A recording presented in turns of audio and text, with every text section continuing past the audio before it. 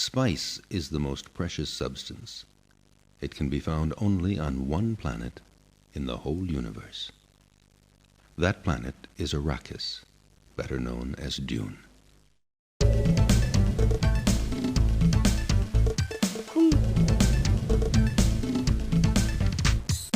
It feels like since 2021, the Dune franchise has been slowly working up to becoming the on-screen sci-fi epic so many people wanted it to be before Star Wars stole their whole swag. In an era where big-budget franchise movies aren't generally perceived as high art, Denis Villeneuve's adaptation feels like a breath of fresh air and reminds us that a high budget and high quality are not mutually exclusive in today's corporate-driven movie industry. Objection! Wow, what an intriguing video essay this is. You're so original and interesting and adding so much unique substance to the Dune discussion zeitgeist thing. Are you trying to sound like a moron? Oh yeah? Okay, smart guy. Let's see you take a crack at it. What do you have to say about Dune that hasn't already been said? I don't want to say anything about this trash movie. Shut up. This shit is amazing. What other movie do you know that has ultra-realistic, gigantic worms flying around? Shout out to the popcorn bucket. Yeah, for the 2 seconds you see the worms, they're kinda cool. I feel like the advertising had more worms than the actual thing. Oh, come off it, lad. When you don't have worms, you have cool fights, amazing visual storytelling, all of this detailed, realistic feeling sci-fi technology. Technology bumology. Technology bumology. The movie was so slow, it made me fall asleep. Not a single piece of technology can remedy my lost time. Well, maybe if your TikTok brain had the ability to concentrate on something for more than 20 seconds, that wouldn't have happened. My TikTok brain has nothing to do with how terrible this movie is. Sure. Do you even notice the parts where people are saying words in the movies you watch? Saying words? Do you think I'm too stupid to know the word dialogue? As a matter of fact, yeah. Well, I do know what dialogue is, and I will say that although it was rather sparse, when there was dialogue, it was pretty decent. Oh, wow. So, we're in agreement on that at least. Huh. And you know, I can actually agree with you that it was rather sparse. Did you hear that Denis Villeneuve said that he hates dialogue? What a stupid ass! You think so too? Thank God! I hate Denis Villeneuve. He's a Well, I wouldn't go that far, but there is something to be said about the importance of dialogue in movies. And that's the topic of the video, folks.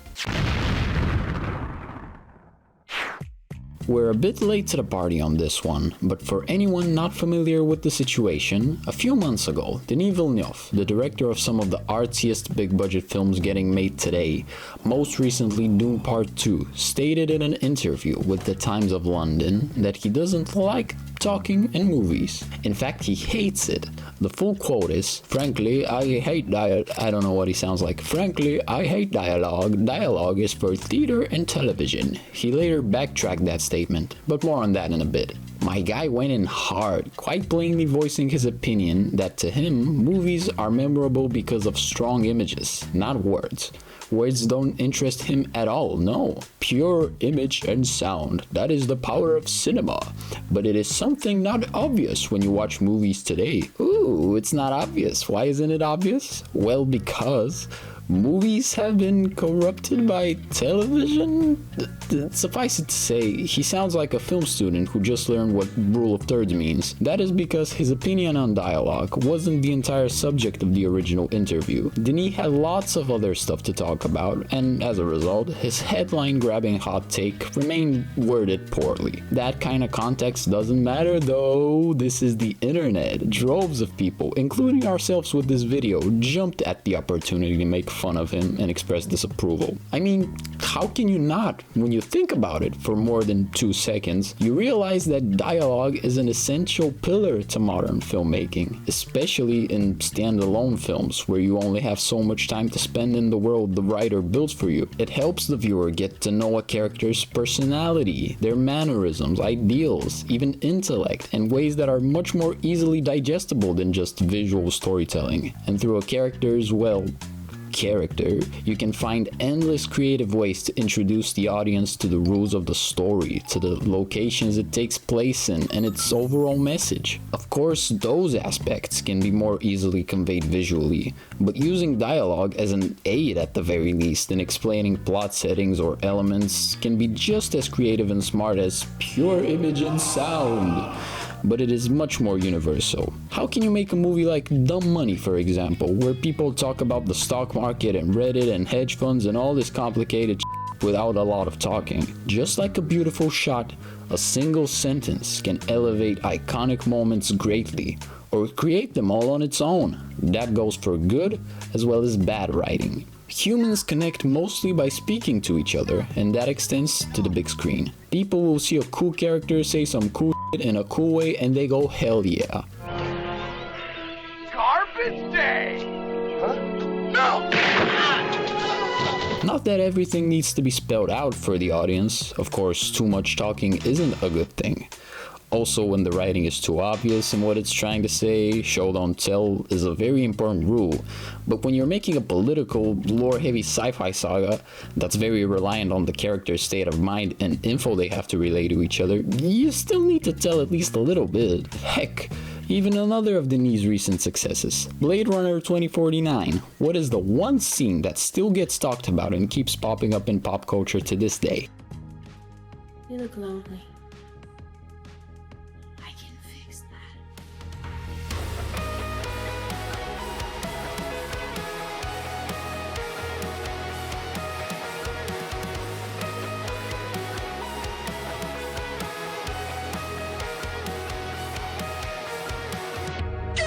We wouldn't have this exquisite piece of internet history if it wasn't for the dialogue in the original scene. But let's dial it back a bit. Remember earlier when I said that Villeneuve backtracked his comments? In a later interview with Sharp magazine, he clarified that he didn't hate the general concept of dialogue in movies, he just dislikes scripts that have too much of it. He acknowledges the existence of great movies with great dialogue, but as far as his personal work, he sees it as a last resort, a tool to convey information when there is no other way to do so. But then he restates that it's a storytelling device for theater and TV born out of those mediums' limitations, so I still don't think he likes it all that much. Which is fine, but as we all know in today's day and age, there are correct opinions and incorrect ones, no middle ground. So let us dive a bit into the history of spoken word in movies, how it evolved and improved over time, and give specific examples of its awesomeness and necessity to dunk on this Canadian asshole.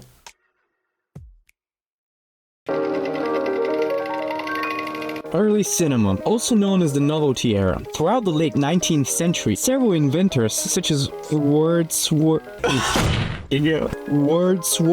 Denis Thorpe, and Louis the Prince made pioneering contributions to the development of devices that could capture and display moving images. Why did I get this part? You can do it, my friend. Just frame it through your own lens.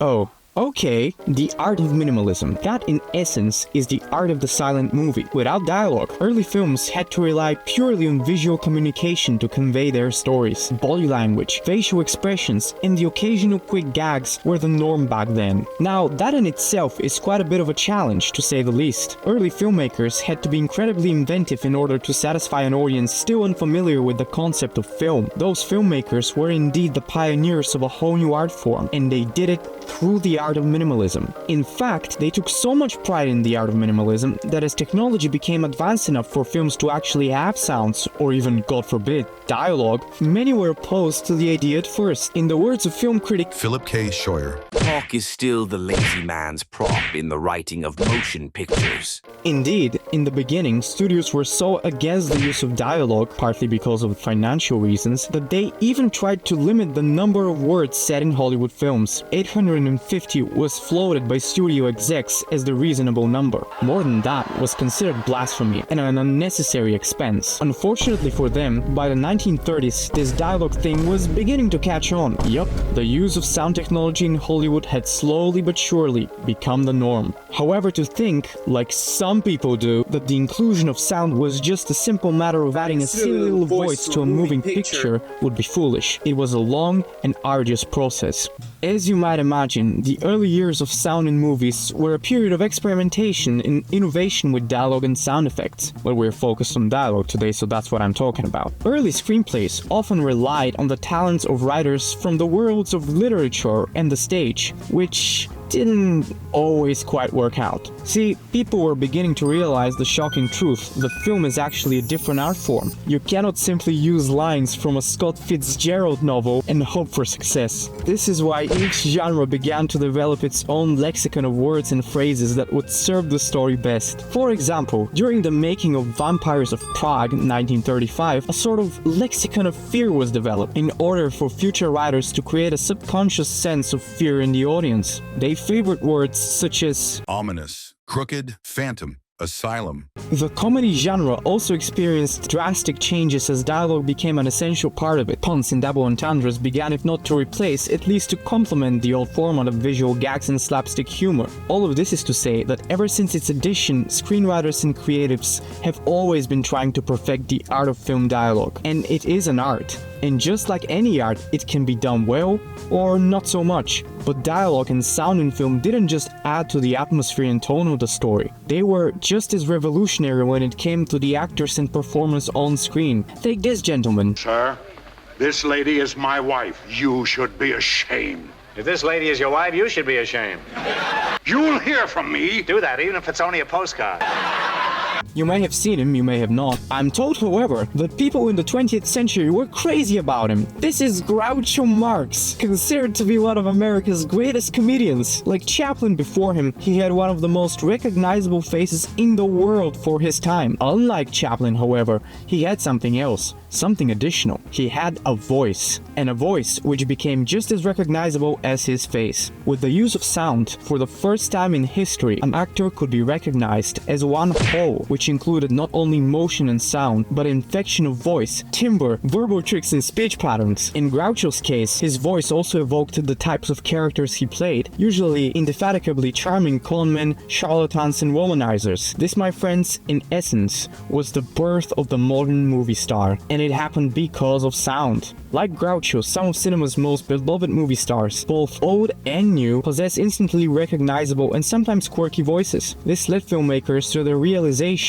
that just as the screenplay, sets, costumes and lighting were designed to enhance the star's screen persona, the star's native personality also enhanced the diegesis of his or her films to some extent. This symbiosis between the actor and character they were trying to portray became essential, and still is essential to the art of filmmaking. So basically what I've been trying to explain with all this is dialogue is important, it has always been important, it adds so much to what's happening on screen. Silent movies bore me to death, I hate them with all my heart. Okay, this part's done now, you go ahead, bro! Objection! Actually, how about we take this next part together? No. Oh, come on, friend, we're at the best part. What else is there to talk about? It's time to give examples of cool shit we like. Oh, actually, wait, yeah, that sounds kind of fun. We could end the video here, but one of the best parts of video essays in my opinion is geeking out over things you like. So we decided to dedicate a segment to some dialogue heavy movies we like, and give examples of cool stuff they achieve with their writing. First up, let's take a look at some character relationships. Who Framed Roger Rabbit? At first glance, it's a relatively simple movie. It is, but at the same time, you have a lot of stuff you can say about it. Here's how this guy becomes friends with that guy. Former is a normal human detective in a world with living Dune characters from every iconic animation house at that point in America. And they depict the world as like this weirdly sad and very criminal version of late 40s US of A. There's corruption in society, hate, greedy companies, murder, attempted murder on a mass scale, and you have Dune characters who are working for an evil organization which runs all the way up to the government, by the way, and they kill a lot of their own kind on screen because of capitalism. It's deemed okay to show this to children, I presume, because they aren't actually real people, but that doesn't make the concept of death any less terrifying. This is how we handle things down in Toontown. I'd think you of all people would appreciate that. And our latter guy in this world is framed for a murder he didn't commit. He's a daft and quite frankly loony guy calling himself Roger Rabbit, a Toontown celebrity who likes to give himself brain damage for the pleasure of others. Gosh darn tickle me timbals. The way these two characters' relationship evolves in this movie, that is, again, probably planned to be watched by kids. They got Mickey Mouse and Bugs Bunny linking up. The way the relationship evolves is very cool. They start off with the detective, Eddie, hating Roger out of prejudice because his brother, also a detective, was killed by a Toon after the two of them had spent their entire careers as crime investigators helping out Toons in need. Of course, this breeds a lot of resentment in Eddie, leading him to a dark path. Roger, on the other hand, is just an obnoxious dumbass who likes to entertain people. Not a very nuanced character, easy to digest, just like an old cartoon. The grittiness and realism of the world is encapsulated in Eddie, a character representing growing up and losing your inner child thanks to all the cruelty in the world. Whilst Roger is the antidote to that. He's laughter, positivity, ignorant optimism, happiness. Just like their concepts, the characters don't get along at first. The film noir sourpuss alcoholic Eddie doesn't want anything to do with the rabbit. He takes a case for him because he's strapped for cash. Then Roger is framed for a murder, and not having anyone else to turn to, he goes to Eddie, unknowingly turning him into an accomplice. Just talking to you could get me a rap for aiding and abetting. Wait a minute. Anybody know you're here? So now our main guy doesn't even get money out of it. He just wants to save himself from accusations that aren't true in the first place, but now impact him because this stupid rabbit doesn't know what he's doing.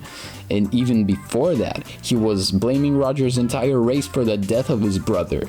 Can you imagine the pure hatred he must feel? He pushes Roger around and insults him any chance he gets. But our Looney Toony boy, innocent as he is, never responds to the provocations. It's like he's not even hearing them. The only thing on his mind is getting out of this situation and always doing the first thing that comes to mind.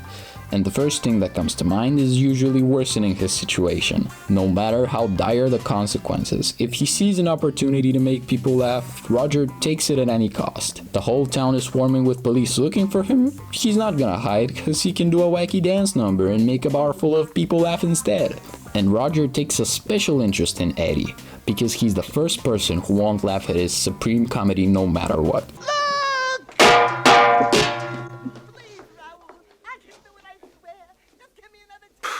Of course, he won't after everything he's been through. Unstoppable force and immovable object.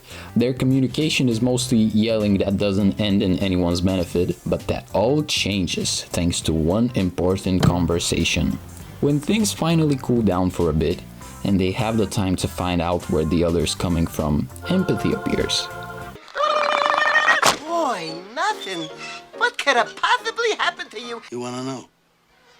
A Toon killed my brother. A Toon?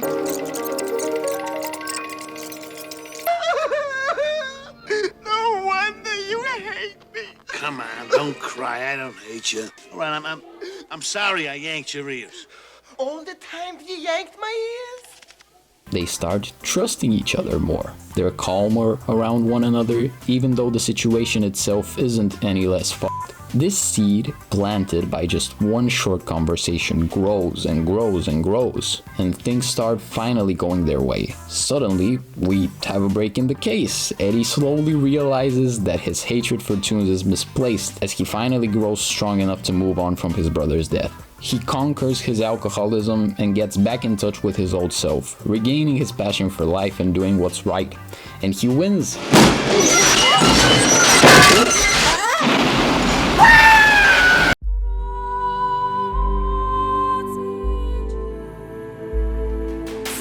Roger kinda stays the same, but he doesn't need to change. He's a simple guy. He's just glad he could make his new buddy have a little fun. And that's the beauty of Eddie Valiant and Roger Rabbit's relationship. In life, there's all kinds of people. Some just have it rough a lot of the time. So many bad things happen to them in succession without any room to breathe. They begin to wonder how to bear it all. They lose touch with themselves. Others rarely happen to go to these dark places, either because they've had the privilege of an easier life or they're just too smartly stupid to care. But we all have our demons. By talking about them, listening, offering helpful advice, or even just a coveted "I feel you, man." It do be like that sometimes. That's how the pain becomes manageable. That's how we grow and deepen bonds. A shared sorrow is half a sorrow. Sometimes a quick chat is all you need to break the case. See what I did there? No, I don't. Hey, yeah, I'm talking to you. I don't know about you, but I hate his weird obsession with cartoons. Doesn't he know that those are for children? And I am no children. So instead of this BS, let's talk about some real dramatic storytelling which has drama in it.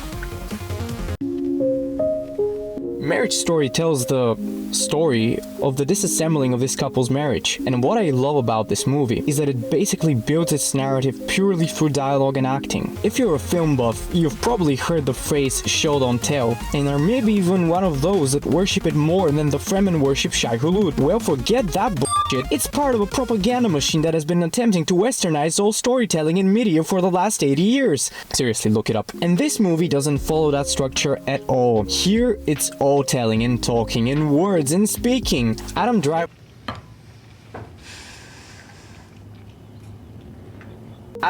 and Scarlett Johansson are a couple going through the process of getting separated, and it's honestly heartbreaking to watch. It's basically 2 hours of those two talking about why their marriage didn't work.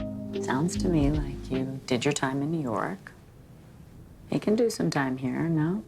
He always said we would, but he never did. The film starts off with them going to a therapist who has assigned each of them to write a letter about the other one, containing all the stuff they like about that person. Basically, what made them fall in love in the first place. We hear those letters in the form of narration, which sets off everything that is to come. This use of dialogue cleverly informs the audience of everything they need to know about these characters at this point in the story, what kind of people they are, and how they feel about each other. One thing of note is that although we hear Scarlett Johansson's letter at the beginning, her character doesn't want to read it out loud to her spouse. The film moves on, and very soon they both realize that therapy simply won't cut it. Their relationship is fundamentally broken and nothing can be done to fix it. The movie makes us realize this in a very short period of time, precisely with its dialogue or lack thereof. Specifically, we see how the two of them have stopped truly communicating with one another. There is a brilliant scene that illustrates this the best. I can tell you want to give me a note. No, I don't. Jarvis' character is a theater director and Johansson is an actress who stars in all his plays, and we see the effects of that dynamic on full display here. I thought your posture at the top of scene 7 is still too dignified.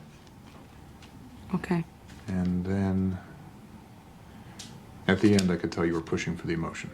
This is the first time we see them at home, and the only real communication they have here is him giving her notes on her performance. Through acting and dialogue, we bear witness to all the underlying troubles they must be experiencing as a couple, and in just under a minute the film makes the relationship feel real.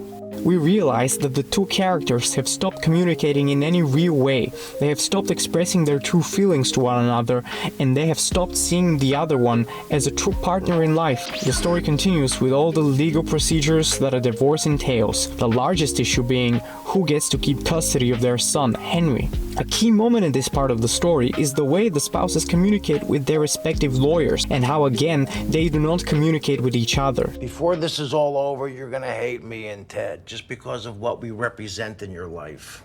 I'm sure you're right. The heartbreaking part of all this is that although they both have undeniable flaws and missteps, both as people and in terms of their relationship, you can see that they genuinely still care for each other and they both love their son. This love is evident and is again expressed mostly through the words coming out of their mouths, although it is rarely said directly. As he peered ahead into the great land that stretched before him, the way seemed long, but the sky was bright, and he somehow felt he was headed in the right direction. I forgot it ended that way. Yeah, wow, Stuart really overreacted, didn't you think? This is what good dialogue is supposed to do. It shows who these people truly are, without making it all feel engineered and fake. And throughout the course of the story, the direct dialogue between the two of them basically ceases to exist, as they start communicating purely through their lawyers, each of them trying to win the case for their son. This is exemplified best in the courtroom scene, in which there is almost not a word spoken by the two main characters. Instead, it's all lawyer talk. Charlie's just received the enormous sum of $650,000 in the form of a MacArthur grant. This is for the theater work he conducted during the... Their lawyers argue the case for each of them with passion, yes, but performative, as they have no real emotional connection to the subject matter. With that, we see how a love story can turn into a simple, cut-and-dry legal case. I took over this department recently and am still becoming acquainted with the cases, so I'm going... The courtroom scene is brilliant in illustrating all the themes the movie has been building up from the start, doubly so because of what comes directly after. Indeed, the culmination of the entire story. Driver and Johansson's characters, left alone in their once home, just talking, without lawyers, without their friends or colleagues around, just the two of them. I don't know how to start. In this 10-minute dialogue scene, all of their feelings are finally put on full display. They burst in emotion, in anger, in sadness, in frustration, everything that they had been building up inside for so long. And ironically, although harsh words are said, it is here where finally the closest thing to a real resolution comes. And it doesn't happen in a courtroom, because finally, for the first time in the film, we see that they are honest with each other. And through that honesty, although they know that they can't salvage their marriage, each of them begins the process of forgiving the other one and accepting the new reality of their respective lives. A truly wonderful climax for a wonderful story. And I just wonder how such a climax could ever be achieved without the subtlety and finesse of this movie's dialogue. Oh, I wonder. This part of the video is kind of a cop-out. Dialogue means a conversation between two or more people.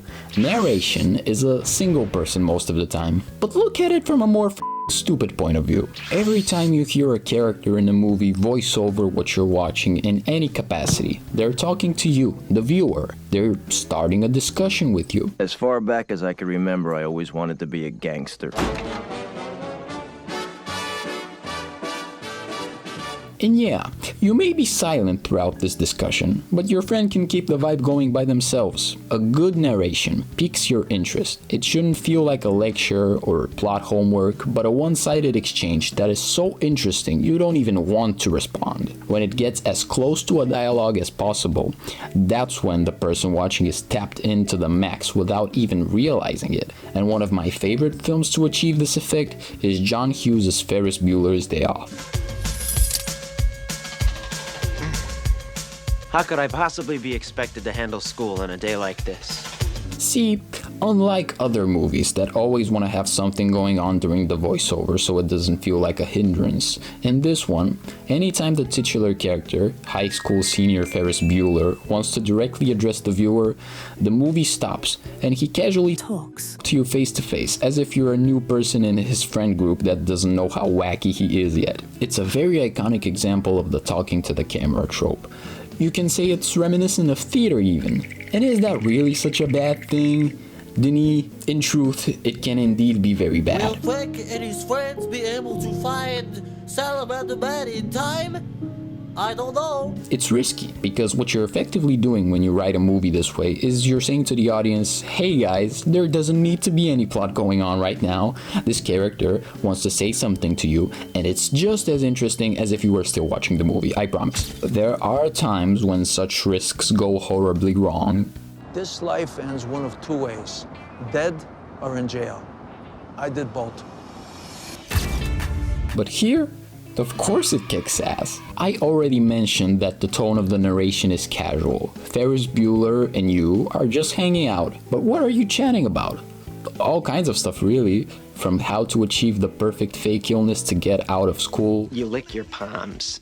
It's a little childish and stupid, but then so is high school. To the new computer he got. I asked for a car, I got a computer. How's that for being born under a bad sign? To the meaning of life. Life moves pretty fast. If you don't stop and look around once in a while, you could miss it. It covers a lot of bases on an informational level, but the deeper point is the last thing I listed. The meaning of life. How do you enjoy it? It sucks. You're telling me I gotta make the most out of every moment when I'm too busy with an exam about European socialism? I can't stop to smell the flowers. I'm too busy drilling a ton of useless information into myself just to immediately forget it all the moment I get a grade that ensures my survival. But see, that's what Ferris is literally telling you to your face. There's no need to bother with all that. If you know your day can be more fun without this stupid exam, fake being sick so you can stay home.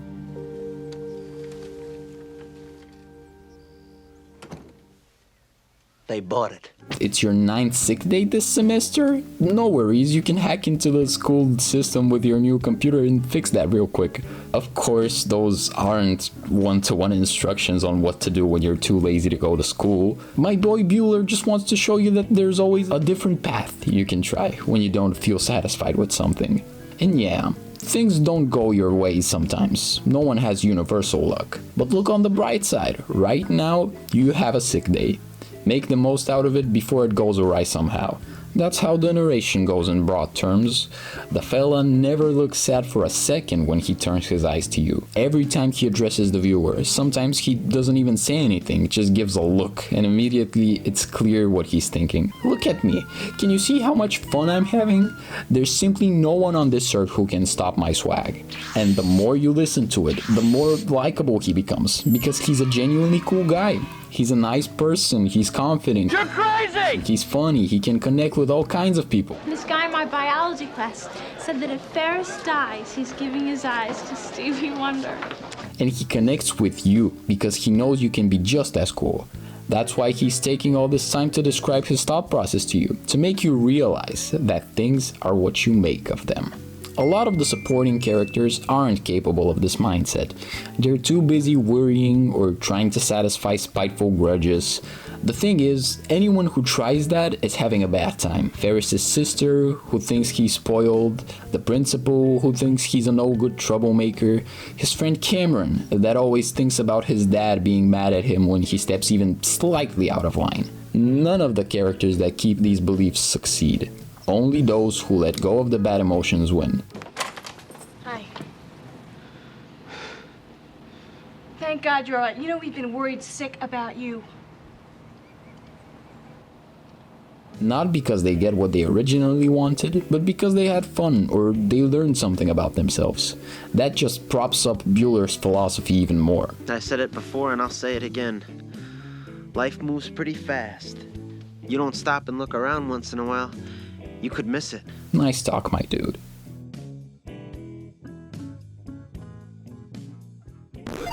Talking about narration is indeed a cop-out, and I don't know how we didn't think of that while outlining this video. Anyways, at this point, Wes Anderson's movies have practically become a genre of their own.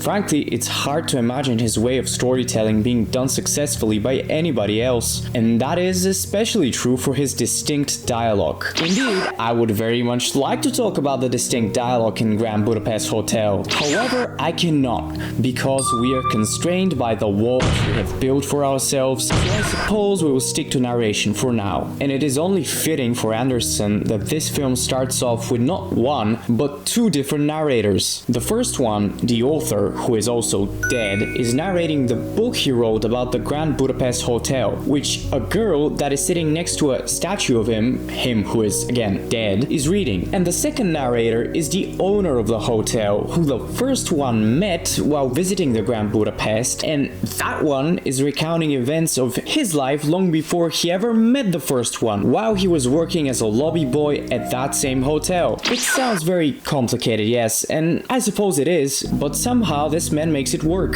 A number of years ago, while suffering from a mild case of scribe's fever, a form of neurasthenia common among the intelligentsia of that time, I had decided to spend the month of August in the spa town of Nebelsbad below the Alpine Sudetenwalds, and had taken up rooms in the Grand Budapest.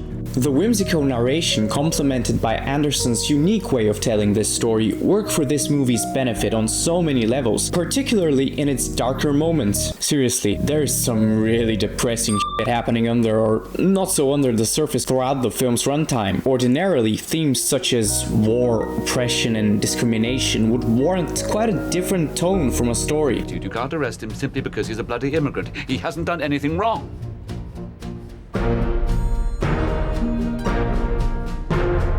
However, the Grand Budapest Hotel doesn't follow conventional storytelling logic, which is what makes it such a unique piece of media. And again, just to re-emphasize, it is very fitting that it starts with narration to ease the audience into the beautiful and wacky world the meat of the story takes place in. And sure, most of Anderson's films sort of feel that way, but I think the essence of this story in particular truly benefits from this use of narration. A prevalent theme in the Grand Budapest Hotel is, well, the hotel itself and what it represents.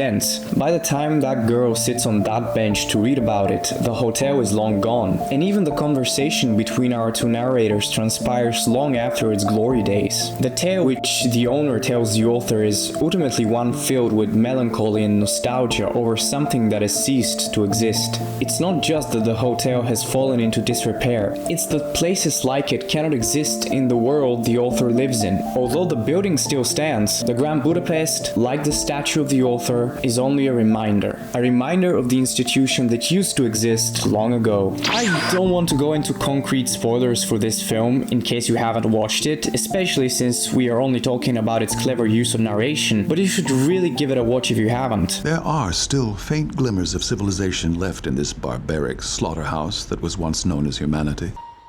He was one of them. What more is there to say?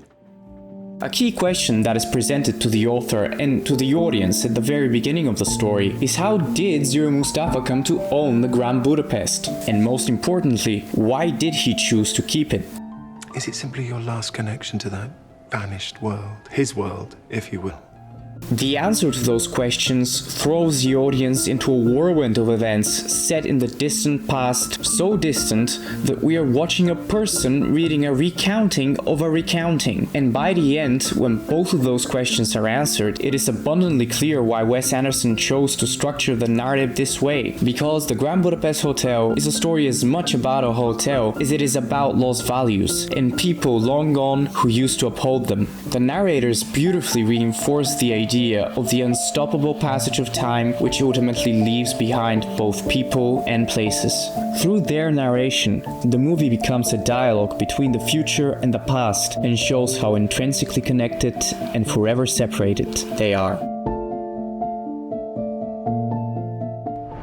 And finally, let's dive into the third key thing one can use words in movies for, other than characters interacting with each other or with you. The things they say can have deeper meanings. They can illustrate either their world or ours, or both. You know how it is, we're talking about commentary through dialogue. When you think about a movie having social commentary, what's the first thing that comes to mind? Probably politics. But see, society sucks in all kinds of ways. In a bit, my fellow eldest boy will touch on a very good critique of the political and economic state of the world right now when he talks about the trial of the Chicago 7, but I'm here to tell you about a different aspect of society that most people probably don't think about as much. Politics are important. They literally affect us all. Not that every piece of art is inherently political. I mean, there's all kinds of different films that touch on different fucked up industries and parts of society. Sometimes you find a piece of art that talks about things you're not educated in that you didn't even know were as screwed up as they were. Like Zoolander, for example. The movie had a relatively recent resurgence in meme culture because it's too iconic, quite frankly. It simultaneously looks cool and is incredibly funny.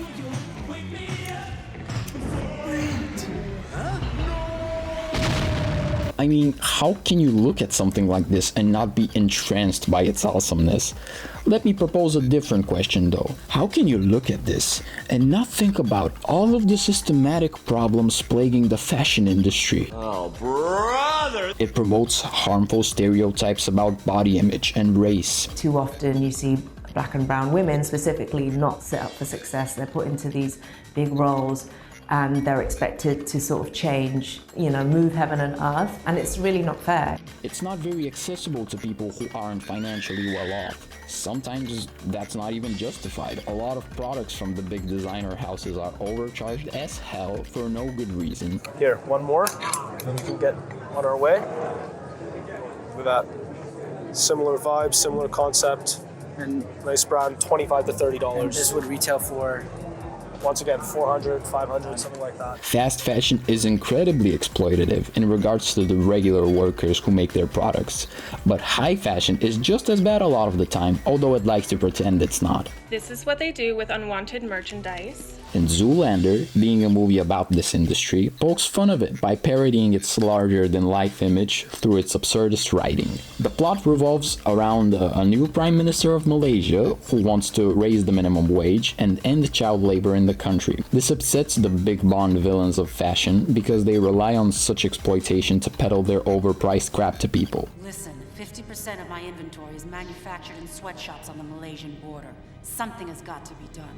So they hatch a plan to recruit and brainwash the dumbest model they can find to kill the Prime Minister during a fashion show. That ends up being Derek Zoolander, the most famous model there is. He's also an incredibly ignorant and self-absorbed individual, also incredibly stupid. Did you ever think that maybe there's more to life than being really, really, really ridiculously good-looking?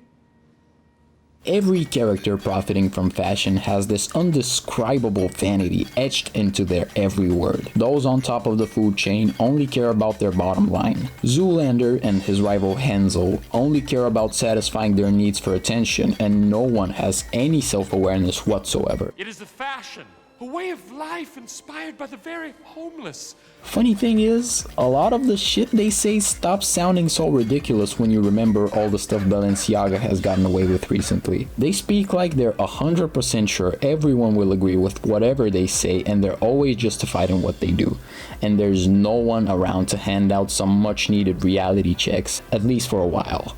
But Zoolander gets exactly that. He realizes that he actually isn't the most important human being that ever lived when Hansel, who I mentioned earlier, steals the spotlight from him, being a younger and more exciting face in the world of modeling. I guess I have a lot of things to ponder. Hey, the results are in, amigo. What's left to ponder? Woo! Nice comeback!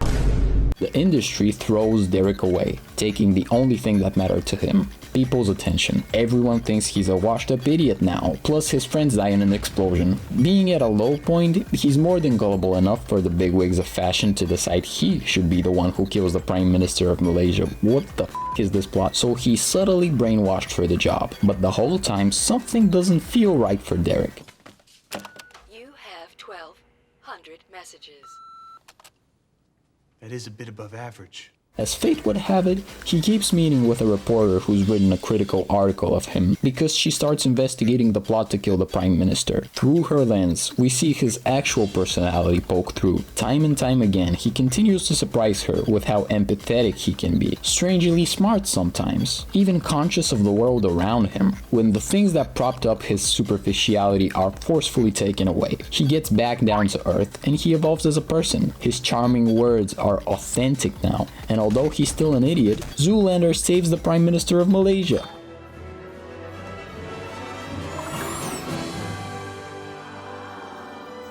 There it is. Magnum. Dear God. It's beautiful. He becomes a symbol for the beauty of fashion, despite all of its faults, and there are many, don't get me wrong, it's still a beautiful art form, with an endlessly rich history. So many wonderful people have left their mark in it, by creating these beautiful pieces of art that you can wear. Fashion is about the beauty of self-expression. If we want to express ourselves that much though, we need to have strong morals and know what's right. We shouldn't exploit people just because it's convenient. In fact, we should use our platform to elevate people in their times of need. And that's what Derek ends up doing in the end, creating the Derek Zoolander Center. For kids who can't read good and who want to learn to do other stuff good too, we teach students of all ages everything they need to know to learn to be a professional model. Alright, hope you had your fun listening about fashion and Balenciaga and modeling and all that crap. Now let's talk about something real. The year is 1968 and the Vietnam War rages on, and gigantic violent protests erupt during the Democratic National Convention. The trial of the Chicago 7 is an inherently political story. For those of you who actively practice law, that title may sound just a little counterintuitive. After all, a trial isn't meant to be political. See, the justice system is supposed to work separately from the political process. Well, sometimes it unfortunately doesn't, and this is exactly what this movie explores. Let me give you some context, and bear with me here. The movie follows the so-called Chicago 7, a group of anti-Vietnam War protesters charged with conspiracy and crossing state lines with the intention of inciting riots at the 1968 Democratic National Convention. Famously because of the outrage caused by the Vietnam War at the time, massive protests erupted in Chicago, and these guys are the ones who the government blames for it all. The 7 are David Bellinger, leader of the mobilization to end the war in Vietnam, Tom Hayden and Rennie Davis, leaders of the SDS, Jerry Rubin and Abby Hoffman, leaders of the Youth International Party, also known as Yippies, and these two guys who don't know why the f*** they're here. To the left of me, I can't figure out what the two of us are doing here. I feel exactly the same way, but this is the Academy Awards of protest, and as far as I'm concerned, it's an honor just to be nominated. There is also Bobby Seale, leader of the Black Panthers, who is artificially added to this group by the government. However, he didn't even take part in the protests. Indeed, he was in Chicago for about 4 hours, gave a speech and left. His addition to this trial is one of the first signs that it is politically motivated. I object to being characterized as a member of this group. Who's your lawyer? Charles R. Gary. Is Mr. Gary here today? No, he is not. Your Honor, are you representing Mr. Sue? No, sir. Then sit. The Nixon government and the Attorney General at the time wanted a show of force, and Bobby Seale was brought in just to make the group look scarier.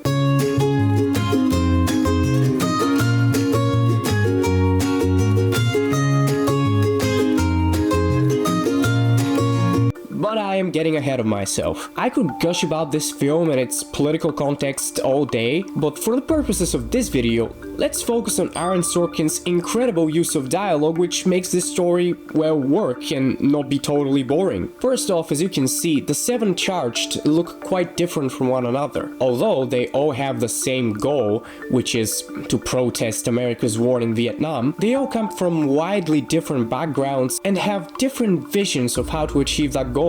Indeed, these 7 people represent different corners of America's so-called progressive left at the time, and the film exemplifies how these groups, although vaguely sharing similar ideas, clashed with one another. This conflict between those social groups is best shown through the relationship of Tom Hayden, Eddie Redmayne's character, and Abby Hoffman, played by Sacha Baron Cohen. Sorkin cleverly juxtaposes them as two sides of the same coin. Tom Hayden, by all accounts, wants to be an uptight citizen. Although he holds an inherent sense of justice in his heart, theatrics and disobeying the law are the last things he wants to do. Hoffman is completely the other way. He enjoys mocking the system. In some ways, he probably even detests it. Do you have clothes underneath there?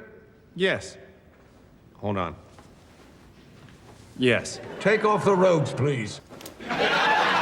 And wants a fast revolution instead of slow systematic change. And slow systematic change is Hayden's entire thing. Basically, he wants the progressive left to win elections and sees people like Hoffman as a hindrance to that effort. And Hoffman sees people like Hayden as a hindrance to his own efforts to give voice to the progressive movement. My problem is that for the next 50 years, when people think of progressive politics, they're going to think of you. They're going to think of you and your idiot followers passing out daisies to soldiers and trying to levitate the Pentagon. At first glance, these two can't be more different. And through their dialogue and brief, mostly unpleasant conversations with one another, the movie shows that. As the trial continues and the stakes get higher and higher, they both become increasingly displeased with the other person's methods. Hoffman with Hayden's continuous wish to appease a visibly biased judge, and Hayden with Hoffman's relentless attitude and rebellious bursts. What the story shows us by the end, however, is that, although vastly different, there is a reason why these two people are on the same side of the barricade in the trial. Indeed, they share the same values, the same love for freedom, the same sense for what is right and what is wrong. When you came to Chicago, were you hoping for a confrontation with the police? I'm concerned you have to think about it. Give me a moment, would you, friend? I've never been on trial for my thoughts before.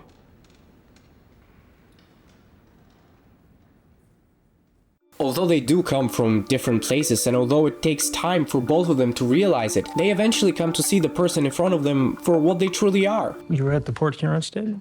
I've read everything you've published. I didn't know that. You're a talented guy. Except for the possessive pronouns and the vague noun modifiers. Put Abby on the stand instead. And with the use of clever and witty dialogue, Sorkin manages to paint whole social groups through these characters. In fact, almost all of the characters in the story are representative of a larger political or social group, whether it be a biased justice department, a community fighting for equal rights and against oppression, or just the average guys caught in the middle of a political and social earthquake. It is truly a testament of how narrative can be shaped through dialogue. Honestly, it kinda pains me that we don't have time to discuss all the intricacies of this story and all its undertones, but maybe sometime in the future. For now, I just wanna say, see, Denis! Dialogue is important, Denis! You piece of shit! Seriously, who do you think you are? And yeah, I agree with all of that. I think anyone who's gotten this far in the video will also agree after all these examples that we so eloquently analyzed. Yeah, totally. And suddenly, I'm not angry anymore. If there is one thing we've all learned today, is that the human ego, as Nietzsche defined it, is a fundamental force that motivates a person to assert themselves and dominate others in order to shape reality according to their desires. It just so happens that Denis Villeneuve's desire to completely disregard movie dialogue is dumb as fuck. He still is a wonderful director though, and he's allowed not to rely on dialogue as much in his personal work if that's what floats his boat. I feel we kinda glossed over that. Still, no matter how knowledgeable and talented he is, the question comes down to personal taste, and you shouldn't force your personal taste on others. It could be argued that we are forcing our personal tastes on him with this video, but he's rich and famous, and we're not, so it doesn't matter what two guys who refuse to even show their faces say, as opposed to one of the most respected filmmakers of our time who chooses to dismiss the hard work of so many throughout film history who've tried to perfect the art of dialogue in movies.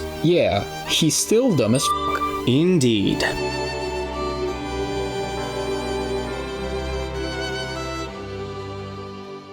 So, that was fun, huh? As hard as it is to admit, yeah. I love making fun of people more successful than me. There's also appreciating and talking about films we're passionate about. Oh yeah, that too, I suppose. You know, we should do this more often. No. Oh, come on. I said no, and what I say goes. Why? Who made you boss? Well, I am the eldest boy. Oh, that's funny. And not true. I am the eldest boy. No, I am the eldest boy. No, I am the eldest boy. No, I am the eldest boy. Wait. Say that again.